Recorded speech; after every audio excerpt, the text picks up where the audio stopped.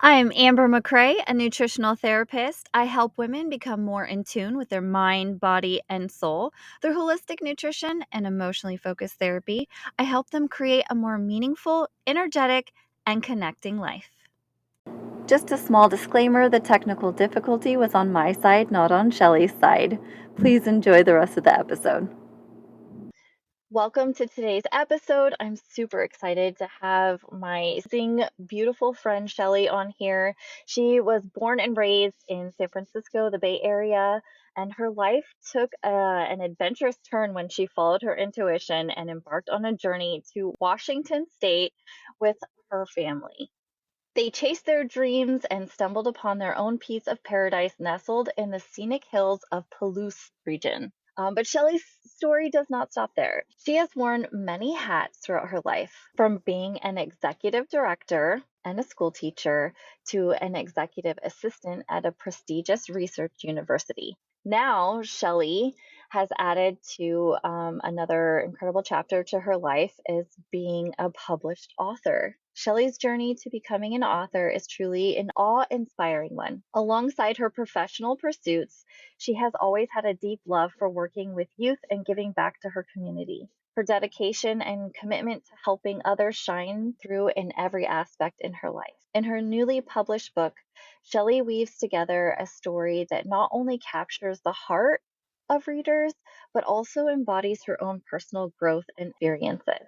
With a determination that knows no bounds, she fearlessly explores the depths of emotion and the power of resilience. So, without further ado, let's dive into this conversation with Shelley, where we will explore her journey of self discovery and also the role of nutrition that plays in her life and how her experiences have shaped her as an author. So, welcome, Shelley. I'm super excited to have you.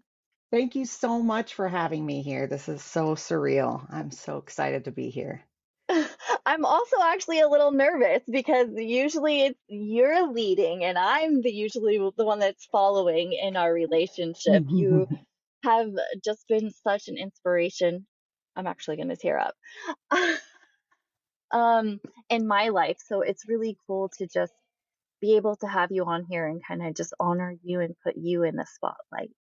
And on the same token, it's just, again, surreal to see you in your element doing your thing. And I'm so excited to support you in it. And just to be here is just an honor. So thank you so much for having me. Yes, I was not expecting to get emotional, but I got Mhm. emotional. Let's keep going so I don't get more emotional. Okay.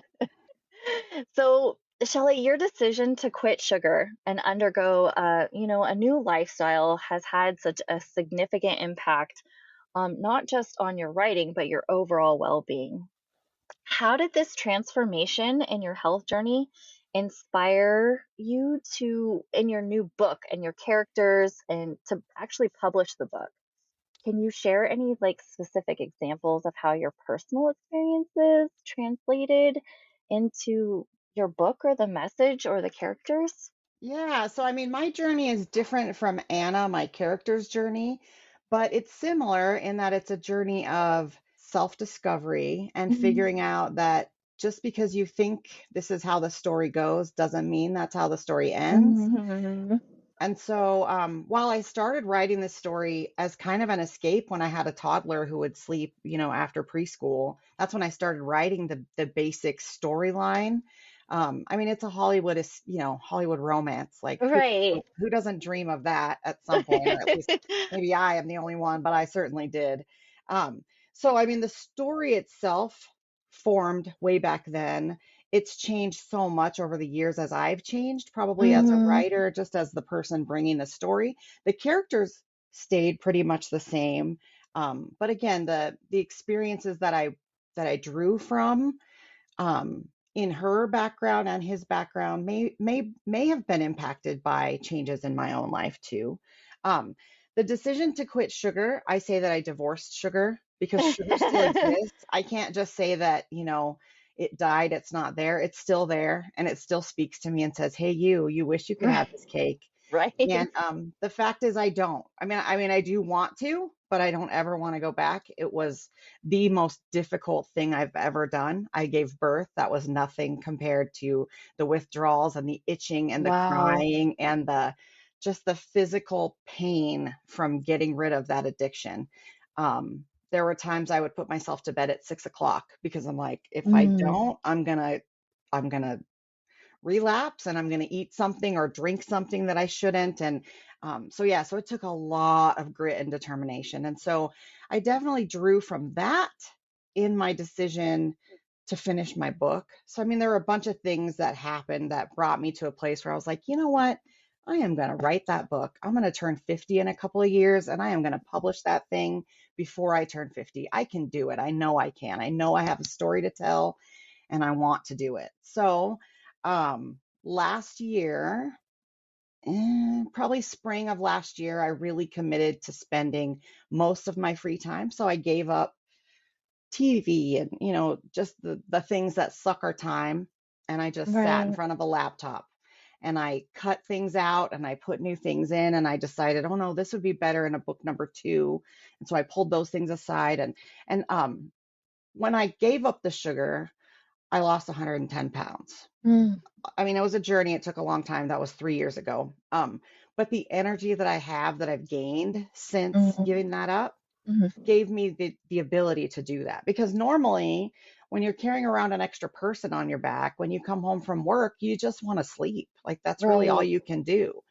I don't do that anymore. I come home, I walk my dogs for 2 miles every day. I make dinner, clean up dinner, work on whatever story I'm working on at the time. I do Zumba 3 mornings a week, and it's just crazy the amount of time I got back. And Wow. then that I was able to put that time to good use. And then by Christmas, the book was done. That's so amazing. Yeah, It's so amazing. it's mind blowing for me too. And I was there. And just something I'm going to touch on really fast is that, you had mentioned Anna in the book and that it's not solely based on you or but No, it's really not. Yeah. but I did love how I felt you come through the book in the characters. And I don't know if maybe that's just because I know you personally, Right. but I did get to feel so close to you in each of the characters. It was Hmm. very, very cool. And we used to write for me back in the Hmm. day, just little stories. And so it's just so cool to see this, like you said, this birth of this. Yeah. The And dream realized. It's just, it's yeah, it's so crazy. cool. It's so cool. So, and you had mentioned the sugar was the worst thing to overcome. That's what I've heard also is that it just is one of the hardest addictions to kick or Yeah. to work through.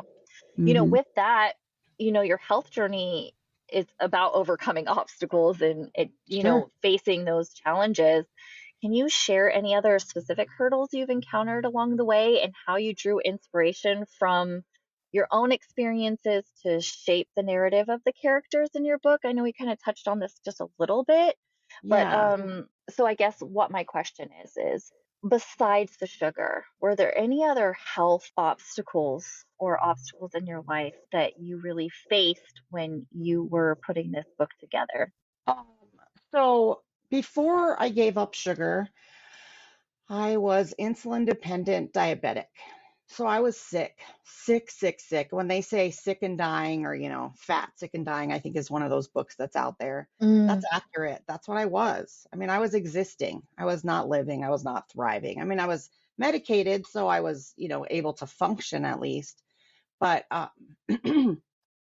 watching that change in my body, feeling that change in my body, I remember the first time I felt energy, like I felt energetic. mm.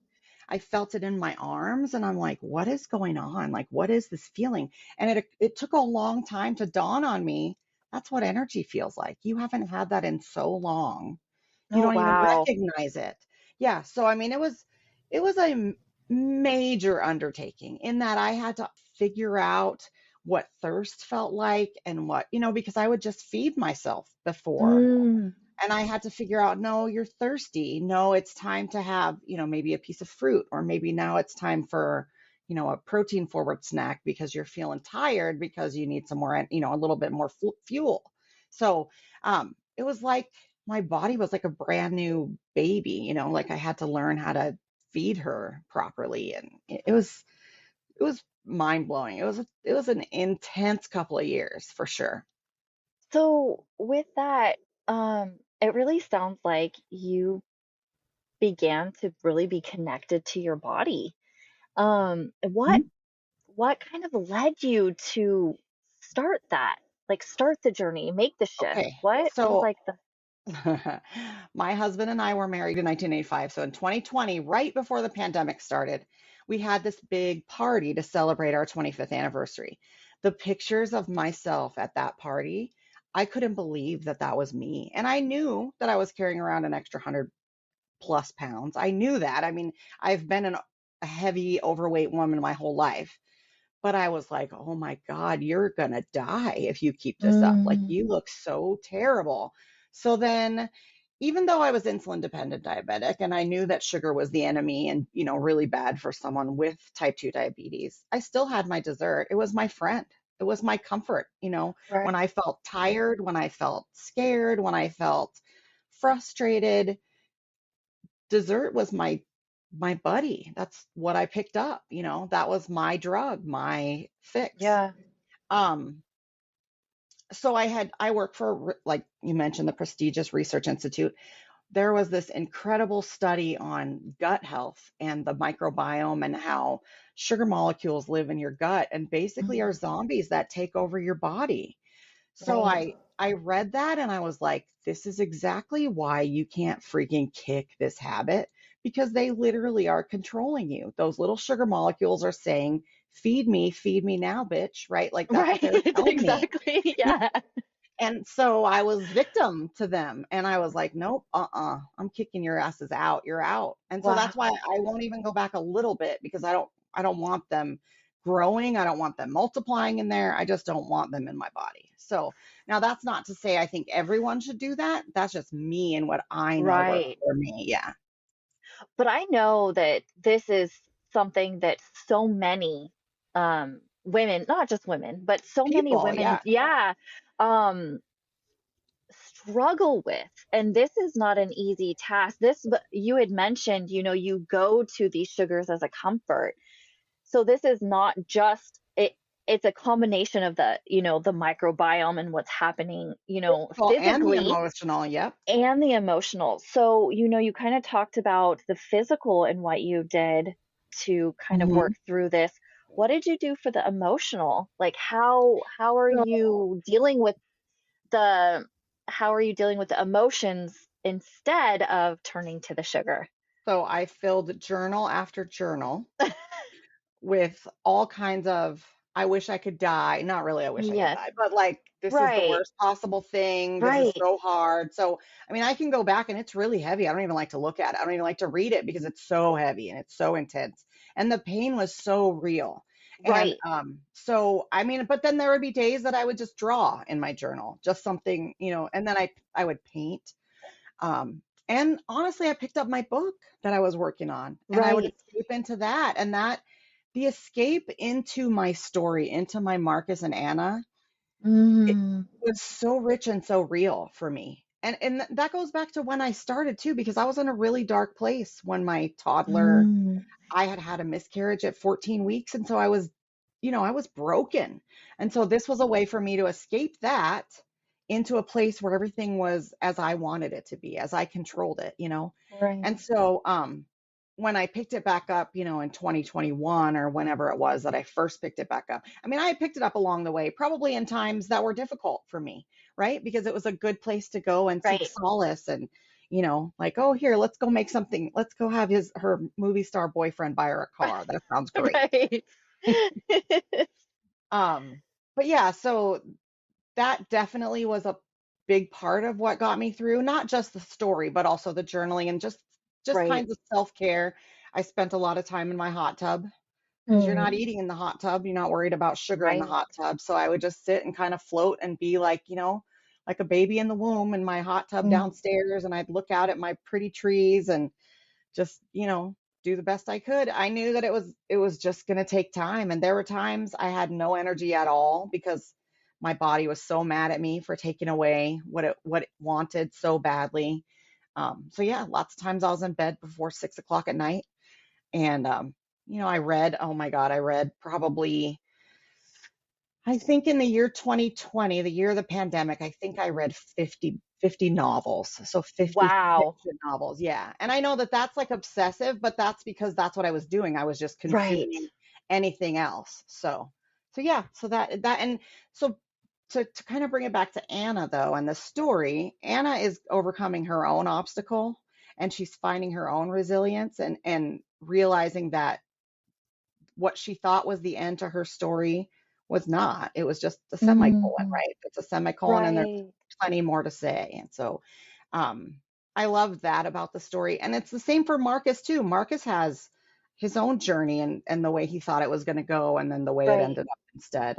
And I mean, it's still not finished. There will be a book two. So, I mean, they have more discovery to make. So, That's amazing. Yeah, so I think I hear that really in order to, work through this as your whole being, the physically, mentally, emotionally, that you not only stopped sugar, but you found healthy replacements for that by using different modalities, journaling, reading, and just really soaking in the throwing tub. It doesn't have to be soaking a in the hot tub, tub. could just be a bathtub. Yeah, totally. Right. And Because so there's finding something these other things to ephemeral replace it. about that, right? Like where Mm, you can just let the water hold you. And I mean, I nothing love holds you that. quite like a bath, right? Because I mean, and Yeah. that's what I would want, is I would want to be held, and like held in a way that you would hold an infant, right? Like totally completely cradled. And that's Right. what the hot tub does for me, is that it holds me. I float there, and I'm not I'm not weighted down by gravity. So, I and that's love the that. yeah, I mean, I think like, I hate saying hot tub because not everyone has access to a hot Right, tub, but a right. bathtub gives you the same thing, right? It gives you that same, light a candle and just be there, and let that be your place to cook for a minute. Yeah, thank you for sharing that part. Yeah, And it really sounds like grief, extreme grief, and that you were grieving your old self and grieving this thing that brought so much absolutely. comfort and was there for you through all of this other stuff, and you had to find some other replacement. And I think that most people don't associate that with grief, or that they're not supposed to with, food or whatever. Hmm. Oh, But it that was it's like, absolutely grief. well, like you were saying, it's Absolutely. so real. And I think, Mhm. it sounded like you allowed yourself to feel when you were saying, hey, I poured myself into these journals. There were times that yeah, it was terrible.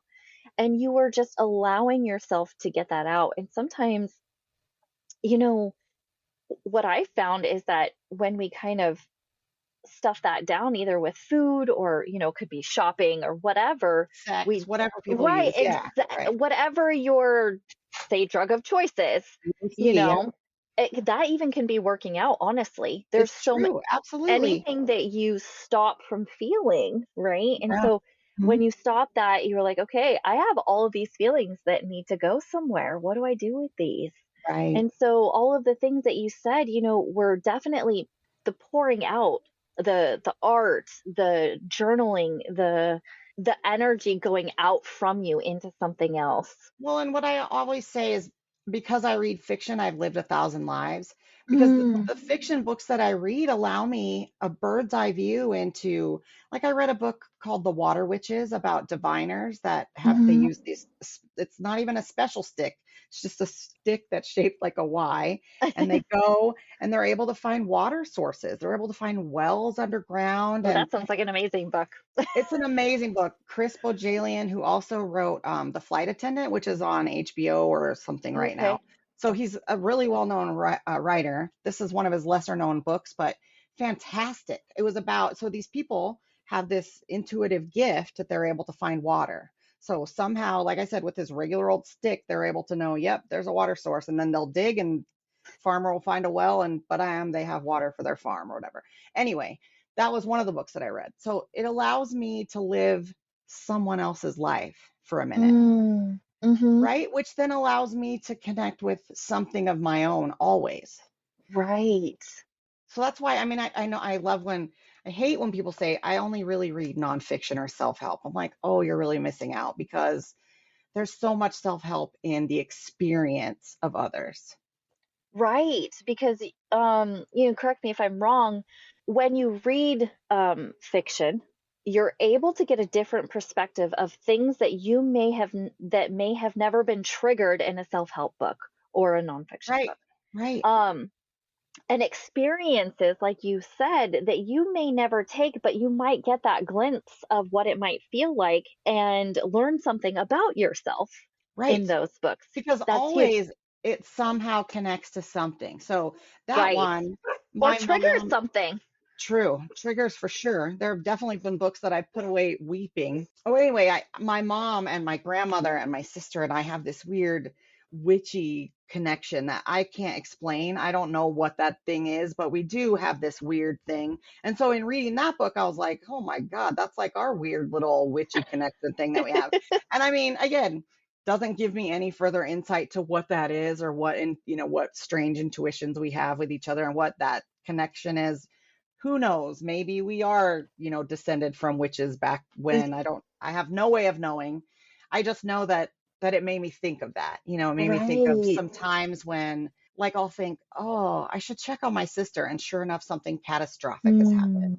Or my mom was in Colorado, way off the grid when I had my son, and she dreamed that I had my son at the moment that I had my son. And I mean, those are weird things and you can like explain them away, but at the same time, it's like, whoa, that's weird. So Right. anyway, yeah. So that's what I love that their fiction works about other people's weirdnesses, their warts and Yeah. their freckles and their, yeah. And that's why I love to read fiction. I think too, now that you just said that, it triggered something is that it also kind of makes you doesn't feel alone in some Exactly. things that Yeah. you might not experience in say these nonfiction books, right? Right. It's finding not your tribe, but maybe finding that Just you're not alone in these Just things. finding commonality, right? Yeah, And commonality. that's why we all love Judy Blume, right? Because she gets it. Right. She connects to the 8-year-old girl in all of us, Right. right? Yes. And so I guess because I fell in love with reading way back then, I've just always sought that. And I mean, there are plenty of times I'll pick up a book and be like, this is just not doing it for me. Yeah. And it took a while for me to not feel guilty about that, but I'm like, Oh nope, yeah. I do not have enough hours in my life to spend on a Yeah. book that's not connecting with me. So then there are plenty others. So I move I on. love that. I Yeah. love that. That's But I such hope a nobody feels that way about 3 weeks in November. no, I mean, not me, but with all of that, I just kind of want to circle back and I'm getting this overall sense too that in your journey, really learning how to care for yourself, how to love yourself, how to be there for yourself, Yeah, and maybe, even recognizing what you might need from somebody else. But like you were saying, even the bath or the hot tub, you were able to comfort yourself, finding things that were comforting. And I yeah, think that that's so huge, especially on this, not just our health journey, because our health journey is so related to our emotional journey. It's like all sure. connected, right? So Hmm. people who are talking about their health journey, I just automatically, okay, they're on a spiritual and emotional journey as well. They just Right. intertwine. So going through all of this and finding, I see it as you really finding yourself, you're discovering yourself. And again, I'm gonna try not to get emotional, but as somebody who has watched you for so many years, watching this light and this spark, and just really when they say a flower bloom, it's just Mhm. watching you discover and find yourself and this confidence and, like you said, this energy and joy has been a beautiful experience. Now, what would you share with other women on this journey who may not have found themselves yet? So I wrote some notes when we were talking about this initially, and I always felt like I didn't fit, Hmm. right? Because media, society, everything tells us you should look like this, you should be this size. And if you're not, you're just, you're not worthy, right? And so, though I have a husband who adores me and found me super hot, even 120 pounds heavier, I never felt like I deserved it. I always felt like Mm, somehow I had him under a spell or something. mm, So losing the weight, I think, helped me realize it's really not about the size that I was. It was about how I felt and mm, and and giving myself permission to feel good, mm, that yes, I am worthy of feeling good and accepting the beautiful, wonderful things that are already a part of my life, that I felt so much guilt and shame that I pushed back as much as I could. I mean, I've always I love my husband and I know that he loves me. That's never been a question. But I always kept it at arm's length yeah. because in the back of my mind, I was hearing, you're not attractive. Guys don't find you attractive. Like Mm, your husband likes you because you cook for him, because you have sex with mm, him, because you know, and I don't know what snapped, unless it was just feeling better and finally having the, you know, the brain chemistry settle out again after right, years and years of abuse of that drug, right. because that's what happens is you use that drug, the dopamine rush happens in your brain, your endorphins go crazy, and then you need more and you Mhm, crash and you feel like the worst human being that ever lived, and you feel like this is what I always do, this is all I'm ever going to be. So it's this self-fulfilling prophecy, right, where you're not good enough, you're never going to figure it out. And so I think when I finally felt like I got control of that, mhm, then I remembered all the wonderful things about me that I do deserve mm, to celebrate, I guess. Writing, I come to life when I write. And I'm going to mm. cry and I don't want to cry because I really have, these are important things for people to hear. It doesn't have to be writing for you. It could be painting for you. It could be I mean, you know, it could be driving Oh, really no. fast in a race car. I don't know Oh, what wait, your wait, hold on, passion you is cut or what out. your joy is. Hold on, you cut For out. me, it's writing and creating worlds that, you know, through poetry, creating images that, you know, draw you in and take you to a place that's special for you. It's creating characters that take you on a journey. As I said, that's what I do when I read those novels and when I read Mhm. poetry. And I love that connection to someone else's dream, essentially, right? That's what it is, Yeah, right? And I and love that. while no, my story, Anna and Marcus, is not my dream per se. It's a dream that I dreamed, you know, and then I brought it Right. to life with words. And so that's what that brings me to life. So remembering that was a big part of this too. Remembering that that's Mhm. kind of what I was created to do. I let life get in the way and I had to earn a living and I had to raise a family and I had to do all these things that we as women have to do. And Mm, so when I finally had a moment, I mean, the pandemic probably gave me a lot of that because there wasn't a lot you could do and you couldn't really go right. anywhere. And so Yeah, I spent a lot of time writing, creating, painting, doing things, um, trying not to go crazy because I was quitting right. sugar, but you know, all of that.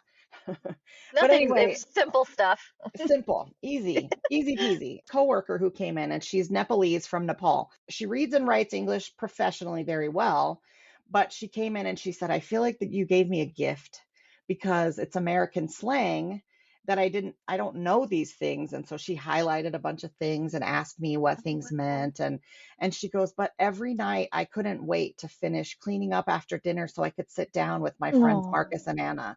So I was so humbled by that and just so blown away. But I have to tell you the funniest part about it. So she goes, "One thing I remember," she goes, "I'll bring the book in and we can look at the things I highlighted, but I don't know what's FMIs."